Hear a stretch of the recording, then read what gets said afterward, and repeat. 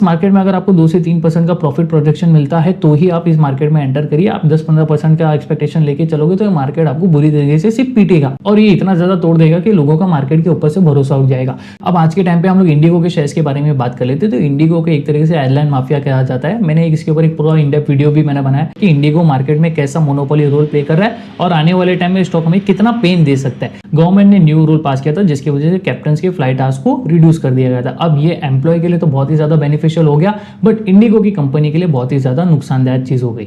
अब इसके अंदर आपका स्टॉक 6000 रुपए पे ट्रेड कर रहा है। ये निफ्टी का स्टॉक है। 6000 रुपए का स्टॉक गिरना गिरते आज शायद से 5000 या 5050 रुपए पे ट्रेड होना स्टार्ट कर रहा है। अगर आप इंडिगो के टेक्निकल व्यू के ऊपर गए होते तो आपको इंडिगो के मूवमेंट्स के बारे में पता ही है। आपको 60 से 70 रुपए इंट्राडे में मूवमेंट दे ही देता है, because it is a Nifty counter, Nifty fifty का काउंटर है, तो इसके अंदर मूवमेंट ज्यादा फेवरेबल होता है। तो बट ये चीज क्या हो जाती है कि जब भी हम टेक्निकल व्यू कंसिडर करते हैं ये स्टॉक का फंडामेंटल हिट हो जाता है। फंडामेंटल जो कि आ गया नेगेटिव आउटकम। अब नेगेटिव आउटकम की वजह से क्या होता है, आपको ऐसा लग रहा है कि आप ठीक है स्टॉक गिरने वाला है तो हम लोग बेच देंगे, नहीं, बट स्टॉक जब गिरता ही ऐसा है कि डायरेक्टली 6-7% नीचे आता है और अपने ऑप्शन में पोजीशन बनाया तो आपका ऑलरेडी 70 to 80% कैपिटल तो उड़ गया। बाकी का जो इन्वेस्टमेंट बचा आप सोचते हैं कि अभी ठीक है कभी ना कभी कवर होगा, ये कहते कहते आपको 20% कैपिटल भी यहाँ पर उड़ जाता है। Considering the equity point of view, equity में आपको ऐसा लगता है कि भाई 6000 रुपए का स्टॉक है। मार्केट में देखो 5-6 हजार रुपए के स्टॉक्स के लिए 10,000 जाना कोई बड़ी बात नहीं होती। आज एमसीएक्स कहाँ ट्रेड हो रहा है, 3-4 हजार रुपए पे हम लोग ट्रेड करते थे, आज 10,000 रुपए के ऊपर अच्छे लेवल पे ट्रेड हो रहा है। बीएससी कहाँ ट्रेड होता था 600 रुपए पे ट्रेड होता, तो आज वो कहाँ ट्रेड हो रहा है 28 रुपए पे वो भी ट्रेड हो रहा है। तो ये क्या होता है कि हम लोग फंडामेंटल व्यू पे जब हम कंसिडर करते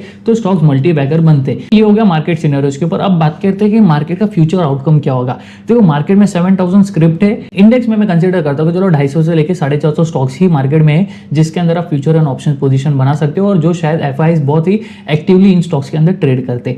अब एफआईज हमारे स्टॉक्स में कब आएंगे, एफआईज हमारे मिड कैप स्टॉक्स में कब आएंगे, देखो उनके उन स्टॉक्स के पीछे आने के पीछे सिर्फ एक ही रीजन रहेगा and that will be your stock value. और अगर आपका स्टॉक का फंडामेंटल और टेक्निकल दोनों एक साथ हिट होता है तो ही आप मार्केट में आपके स्टॉक्स परफॉर्म करना स्टार्ट करेंगे, वरना वो स्टॉक भाई दिन ब दिन 10-15-20 रुपया वो गिरना ही है उनको। तो इन सारी चीजों से बचने के लिए आपको क्या करना चाहिए, देखो इन सारी चीजों से बचने के लिए आपको मार्केट में एक कवर्ड पोजीशन बिठाना बहुत ज्यादा जरूरी है। देखो मैंने फ्यूचर एंड ऑप्शन के वीडियो में मैंने डिस्कस किया था कि मार्केट में कवर्ड पोजीशन किस तरीके से बिठाए जाते हैं और मार्केट में आप किस तरीके से पैसे को साइड में रिकवर कर दे। देखो हम लोग ने प्रीवियस वीडियो में कोटक बैंक को कवर्ड कॉल किया था। कोटक बैंक का हमने इक्विटी बाय करके रखा था और आउट ऑफ द मनी का हम लोग ने प्रीमियम को सेल किया था।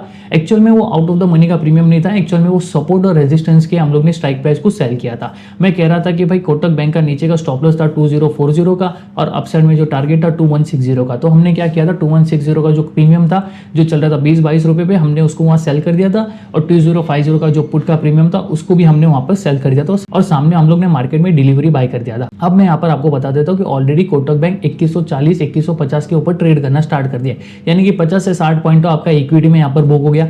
प्लस मार्केट में आपका 2040 का जो प्रीमियम 20-22 रुपए पे ट्रेड हो रहा था वो तो हो गया अभी एकदम deep out of the money आपके भाव से 100 रुपए का डिफरेंस पे, यानी कि हाल फिलहाल में 2-5 रुपए पे ट्रेड हो रहा है और महीने के आखिर में उसको हो ही जाना है जीरो। और यहाँ पर आपको एक ही चीज ध्यान रखना है कि आपका इक्विटी 2160 के ऊपर क्लोजिंग ना दे, क्योंकि 21 से 60 के ऊपर अगर इक्विटी क्लोजिंग देना स्टार्ट करेगा तो वहां पर उसका वैल्यू बनना स्टार्ट हो जाएगा। अब वैल्यू कैसे बनेगा, बिकॉज इंट्रिंसिक वैल्यू वहां पर 2160 के ऊपर एड ऑन होना स्टार्ट हो जाएगी।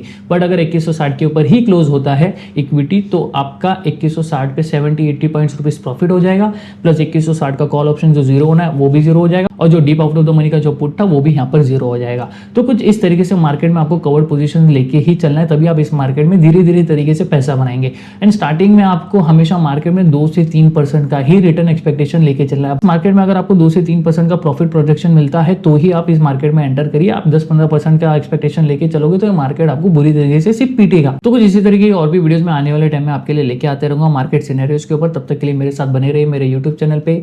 Do like, do share, do subscribe and thank you for watching Shaikh साहब।